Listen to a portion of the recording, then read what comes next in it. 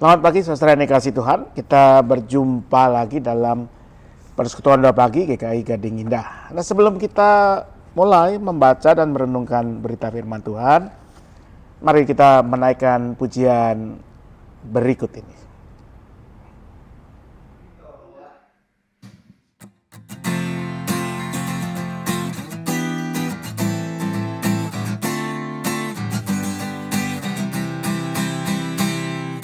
Ikuti kau saja Tuhan, jalan damai bagiku. Aku selamat dan sentosa hanya oleh darah-Mu. Aku ingin ikuti kau dan mengabdi padamu. Dalam Dikau juru selamat, ku bahagia penuh. Ikuti kau di sengsara, karena janji-Mu teguh. Atas kuasa kegelapan, ku menang bersama-Mu.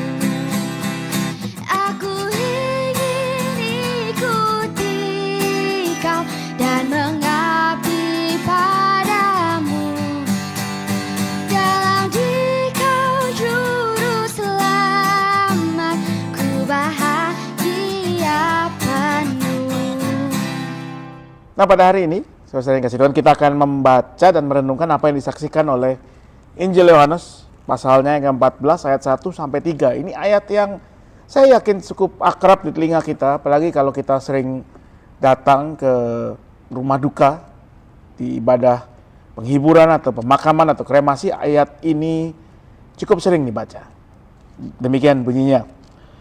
Janganlah gelisah hatimu, percayalah kepada Allah, percayalah juga kepadaku.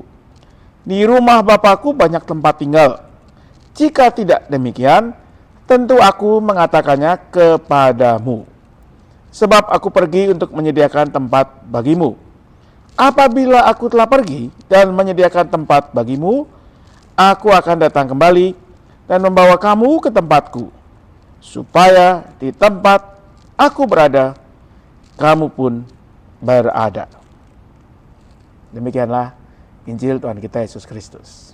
Nah, saudara yang dikasihi Tuhan, seperti saya katakan tadi, ayat ini pasti sangat akrab buat kita, terutama kalau kita datang atau kita cukup mungkin sering datang ke ibadah penghiburan, pemakaman atau kremasi. Terutama ayat 2 yang mengatakan di rumah Bapakku banyak tempat tinggal. Ayat ini memang biasanya digunakan untuk menguatkan orang atau keluarga yang tengah berduka bahwa orang yang mereka kasih tidak pergi dalam kefanaan belaka, tapi Tuhan menyediakan tempat buat mereka. Nah, biasanya kita memusatkan perhatian di ayat kedua ini tentang rumah Bapa.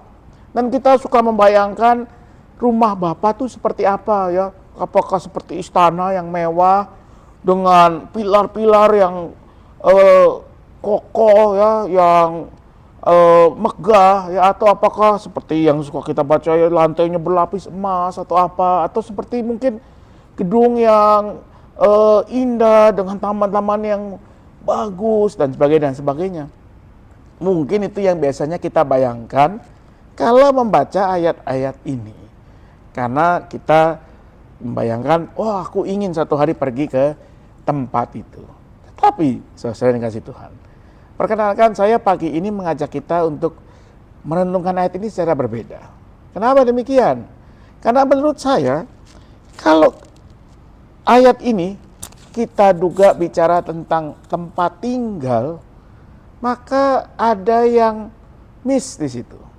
Kenapa? Karena kita ingat ayat ini merupakan bagian dari percakapan Tuhan Yesus dengan murid-muridnya di malam sebelum ia disalibkan. Dan Tuhan bisa menangkap ada kegelisahan di antara murid-muridnya. Ada kegundahan, kegalauan di antara mereka. Karena itu di ayat 1 ia katakan, janganlah gelisah hatimu. Apa yang menjadi kegelisahan para murid ini? Soal tempat tinggal? Menurut saya bukan. Kenapa? Karena bukankah para murid Tuhan Yesus tadinya adalah orang-orang yang sudah punya tempat tinggal. Entah tinggal di rumah mereka sendiri, entah bersama keluarganya, orang tuanya, atau siapapun itu. Tapi mereka meninggalkan semua itu, lalu berkelana, berkeliling, berpindah-pindah, mungkin dengan bahasa yang agak lebih kasar ya, menggelandang bersama Yesus. Dari punya tempat tinggal, mereka memilih untuk tidak punya tempat tinggal, berpindah-pindah. Dan karena itu mestinya kegalauan mereka bukan pertama-tama soal tempat tinggal. Bukan soal tempat di mana mereka bisa tidur, beristirahat, ada atap yang melindungi mereka. Bukan itu, saudara. Kalau begitu soal apa? Harus kita ingat juga bahwa Injil Yohanes ini dulu ditulis untuk menguatkan gereja, orang-orang Kristen yang punya rumah, punya tempat tinggal. Sehingga soal tempat tinggal lagi-lagi juga bukan kegalauan mereka. Kegalauan mereka adalah gereja yang disapa oleh Injil Yohanes ini dulu.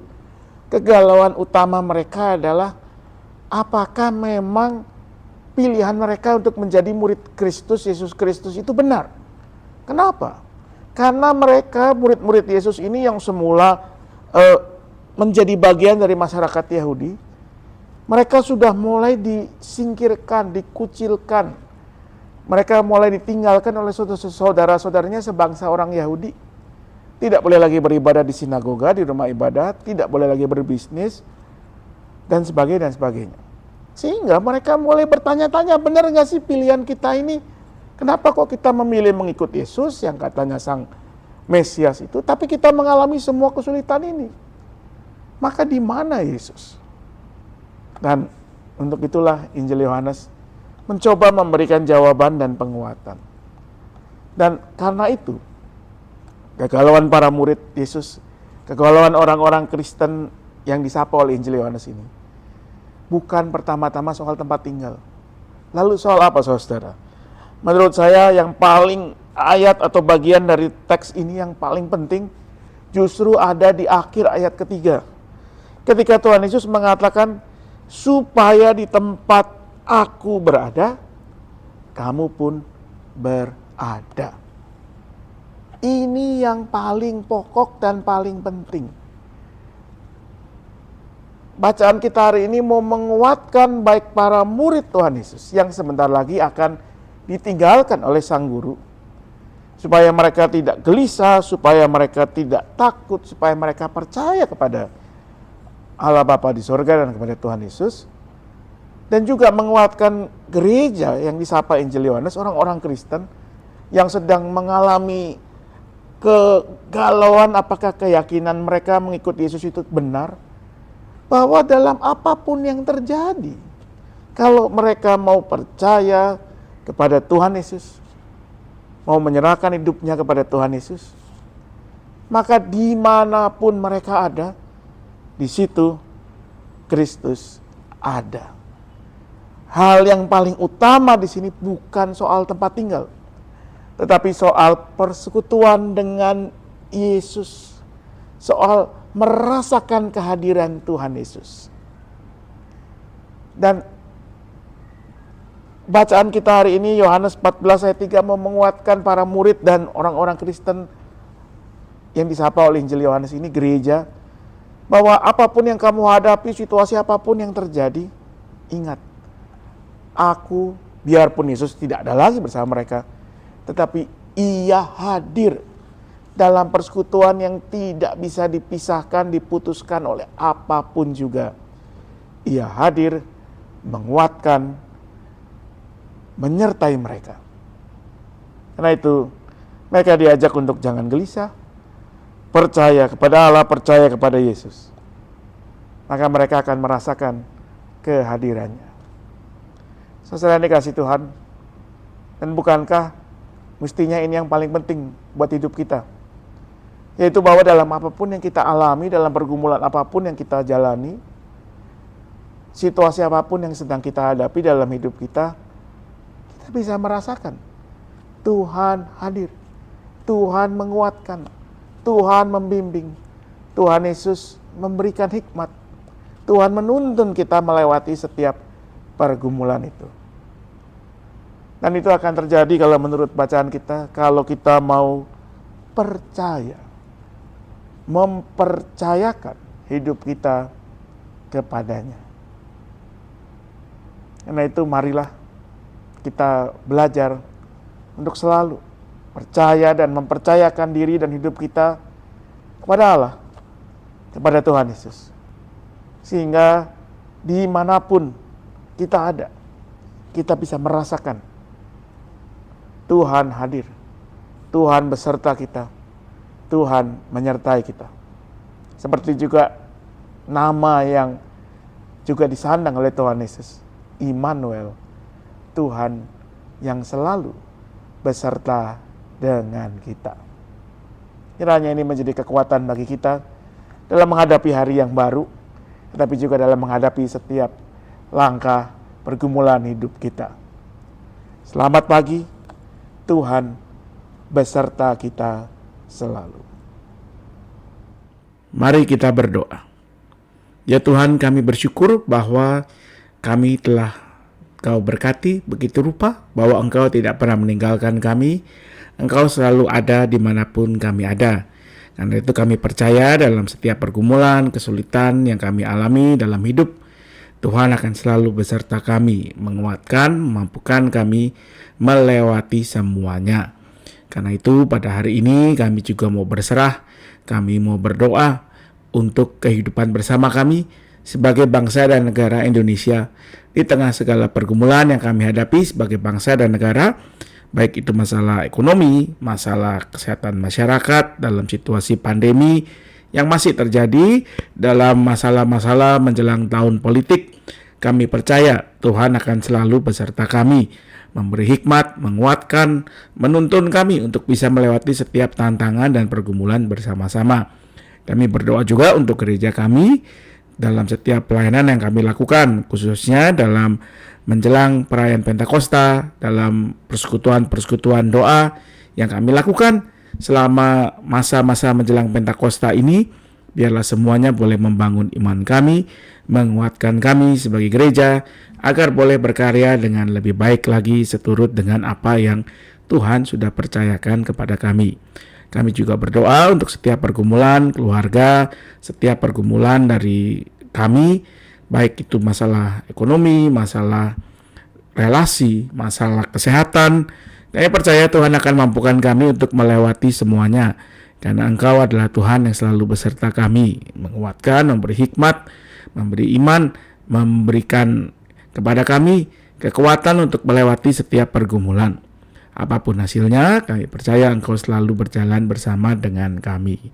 Karena itu juga kami mengambil waktu untuk menaikkan doa-doa pribadi kami untuk setiap pergumulan yang kami tidak bisa bagi dengan orang lain, tapi kami percaya Tuhan selalu mendengar dan memperhatikannya. Karena itu inilah kami dalam doa-doa pribadi kami.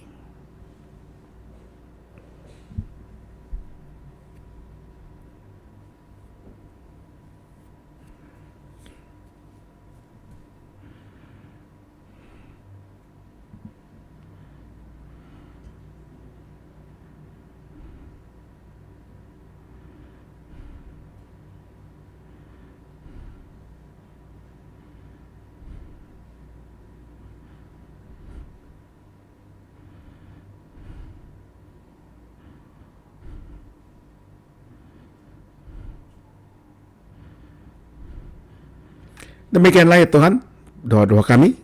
Kami percaya Tuhan akan selalu memberikan yang terbaik.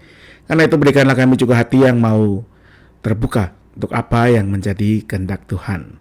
Kami mau menyerahkan diri kami mau menyerahkan doa dan pergumulan kami hanya dalam satu nama, yaitu Yesus Kristus, Tuhan kami yang juga sudah mengajarkan kami semua berdoa demikian. Bapa kami yang di sorga, dikuduskanlah namamu, datanglah kerajaanmu, jadilah kehendak-mu di bumi seperti di sorga. Berikanlah kami pada hari ini makanan kami yang secukupnya. Ampunilah kami seperti kami mengampuni orang yang bersalah kepada kami. Janganlah membawa kami ke dalam pencobaan, tapi lepaskanlah kami dari yang jahat. Karena Engkau yang punya kerajaan, kekuasaan, dan kemuliaan sampai selama-lamanya. Amin.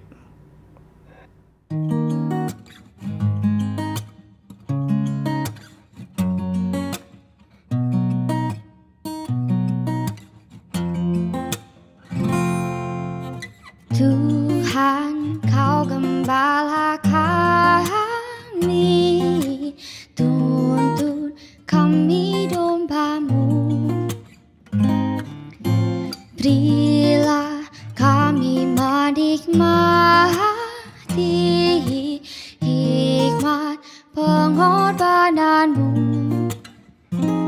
Tuhan Yesus, Juru Selamat, kami ini milik-Mu.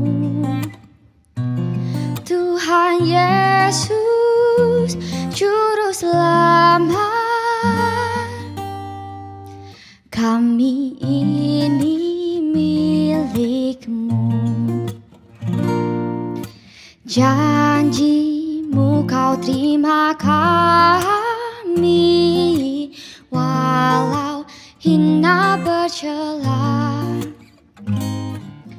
Yang berdosa Kau sucikan, Kau bebaskan yang lemah. Tuhan Yesus, Juru Selamat, kami ini berserah. Tuhan Yesus, Juru Selamat, kini kami berserah.